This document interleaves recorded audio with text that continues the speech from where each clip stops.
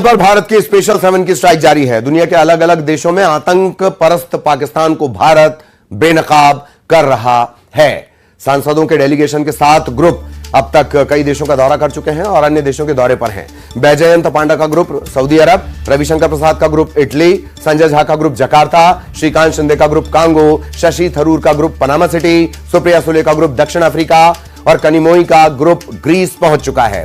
ये ग्रुप दुनिया को ऑपरेशन सिंदूर की जानकारी दे रहे हैं और पाकिस्तान में पल रहे आतंकियों की दुनिया के सामने पोल खोल रहे हैं। स्पेशल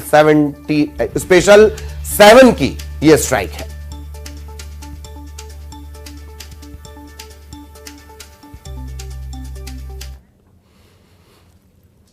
और पाकिस्तान को बेनकाब करने शशि थरूर की अगुवाई वाला डेलीगेशन पनामा पहुंचा। डेलीगेशन ने नेशनल असेंबली का दौरा किया, जहां उन्होंने आतंकवाद के खिलाफ भारत के रुख को पेश करने के लिए सांसदों को एक चुनिंदा समूह से मुलाकात भी की है। But what has changed in recent years is that the terrorists have also realized they will have a price to pay. On that, let there be no doubt. When, for the first time, India breached the line of control between India and Pakistan to conduct a surgical strike on a terror base, a launch pad, the Uri strike in September 2015, that was already something we had not done before. Even during the Kargil war, we had not crossed the line of control. In Uri we did. Then came the attack in Pulwama in January 2019. This time we crossed not only the line of control, we crossed the international border and we struck a terrorist headquarters in Balakot. This time we have gone beyond both of those.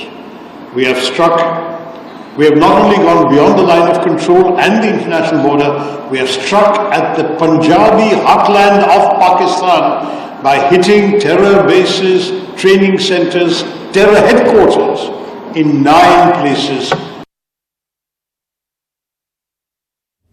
Panama पहुंचे शशि थरूर के group में शामिल सांसदों ने पाकिस्तान पर जमकर हमला बोला। शिवसेना सांसद मिलिंद देवड़ा और बीजेपी के सांसद तेजस्वी सूर्या ने कहा कि पाकिस्तान दुनिया भर में बेनकाब हो रहा है।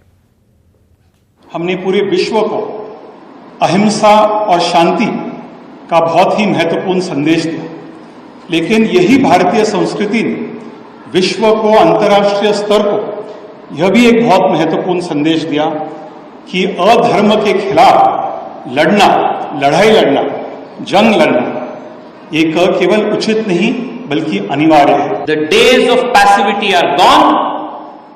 अगर आप अपने ऊपर हमला करेंगे तो भारत एक बार नहीं 100 बार भी ऑपरेशन सिंदूर करने के लिए ताकतवर है।